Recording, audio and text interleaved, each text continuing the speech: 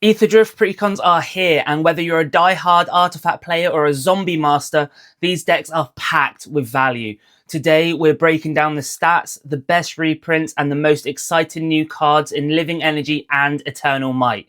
Stick around because I'm also going to show you where you can pre-order these decks at the best price.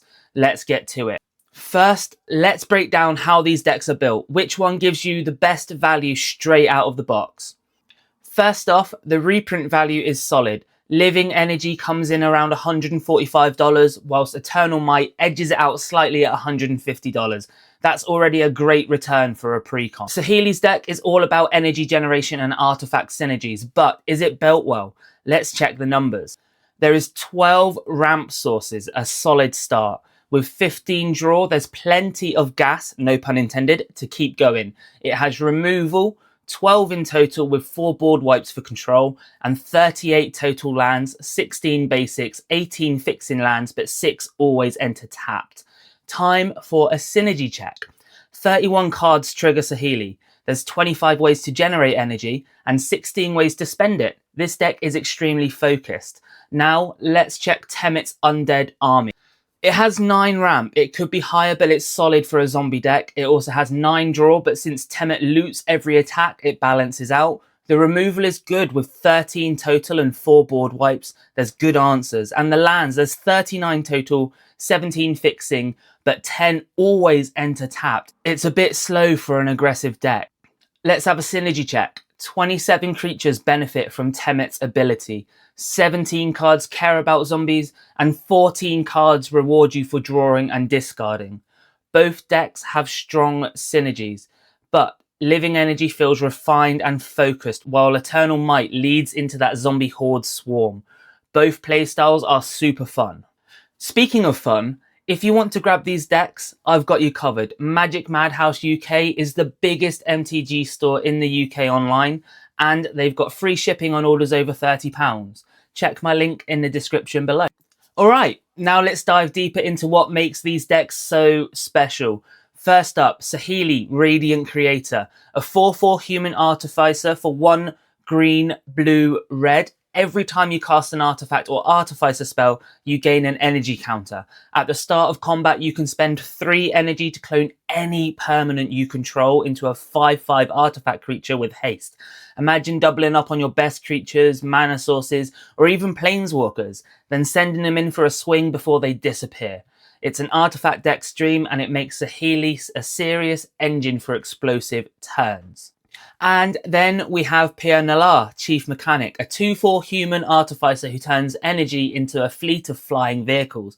Whenever an artifact creature you control deals combat damage, you get 2 energy counters. Then at the end step, you can spend as much energy as you want to create Nala Aetherjets, which are XX flying vehicles with crew 2. The more energy you generate, the bigger your Aetherjet armada becomes. With both of these commanders, Living Energy is looking like one of the most synergistic and explosive precons we've seen in a while. Next, let's look at the top reprints in the deck. First up, we've got Panharmonicon. This artifact is an absolute staple in any deck that loves triggered abilities. If an artifact or creature entering the battlefield would cause an ability to trigger, it triggers twice instead. More energy, more artifact effects, more value, and it's worth $6. Next, we have Retrofitter Foundry at $7. It's a 1 mana artifact with a ridiculous ability chain. You can create servos, upgrade them into Thopters, and then convert them into 4/4 constructs. It's an artifact engine that builds itself over time and fuels tons of synergy. Number 3, Conjurer's Closet at $9. Blinking a creature at the end of your turn means you get double enter the battlefield triggers. Huge for decks with artifact creatures or value engines like Pia and Saheeli. It's been a fan favourite for years, and for good reason. Number 2, Elder Gargaroth at $14. A 6/6 with Vigilance, Trample and Reach that rewards you every time it attacks or blocks. You can either gain 3 life, make a 3/3 beast, or draw a card. A monstrous mid-range threat that demands an answer immediately. And number 1, Academy Ruins at $17. A legendary land that lets you bring back any artifact from your graveyard to the top of your deck. This keeps your strongest pieces in rotation, making it a must-have for artifact-based strategies. With reprints like these, the Living Energy deck isn't just strong, it's got great value as well. And now let's look at some of my favourite new cards in this deck. Number 5, Territorial Aetherkite, a flying hasty cat dragon. Sign me up. This thing hits fast, generates 2 energy on entry, and if you pay energy, it burns every other creature on the board. Absolute chaos. Number 4, Rampaging Aetherhood, a Hydra that generates energy based on its power, and then gets even bigger by paying that energy. This thing snowballs hard, and with Trample and Ward 2, it's very tough to deal with. Number 3, Aetherflux Conduit. This is Energy Storm in a bottle. You get energy equal to mana spent on spells, and if you hoard 50 energy, you draw 7 cards and can cast your whole hand for free. Absolutely insane. Number 2, Nissa World Soul Speaker. Every land drop gives you 2 energy, and if you spend 8, you can cast permanents for free.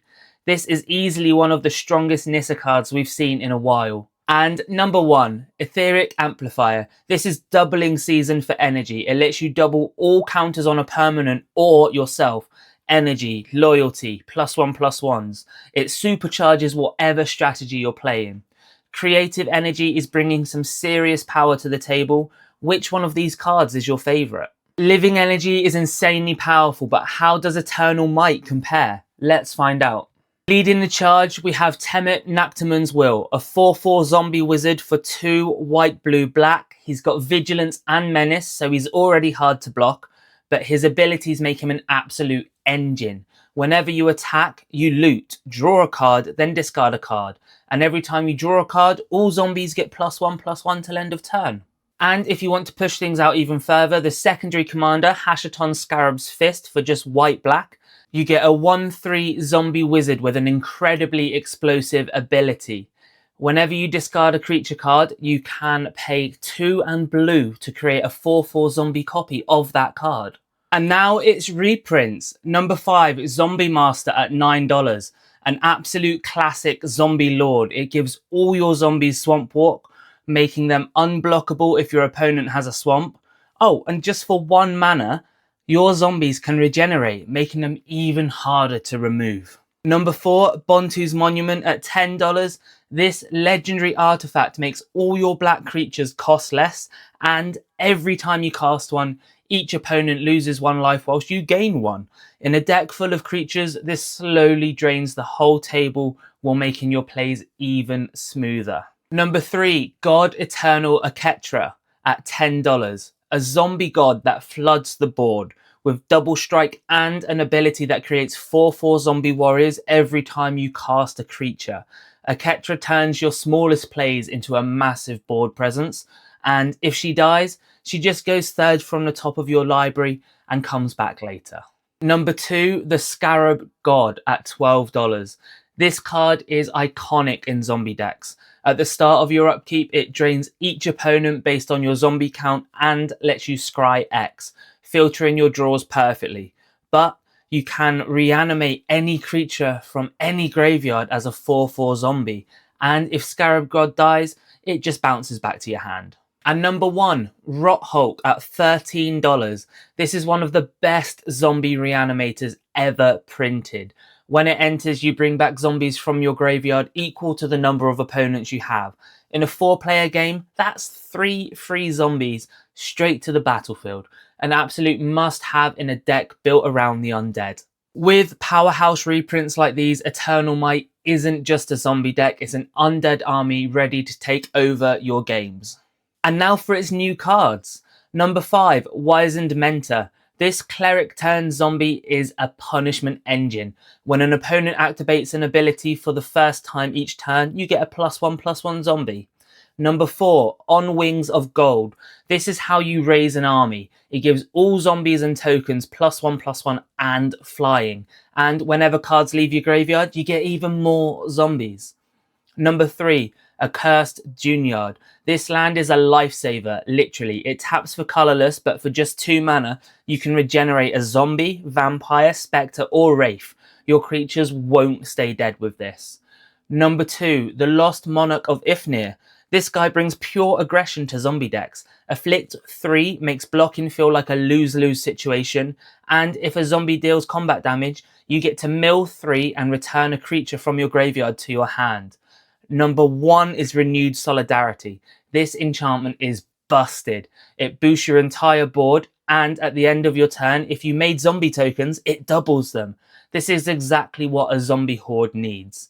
Eternal Might is pure zombie domination. Which of these cards are you excited to try? Okay, so both decks are insanely fun, but which one do you think is better out of the box? Drop a comment down below, let me know. And if you're picking one up, don't forget to check the affiliate link at the top of the description. Magic Madhouse UK's got you covered. Thank you for watching. Please don't forget to subscribe if you did like, and I love you, bye.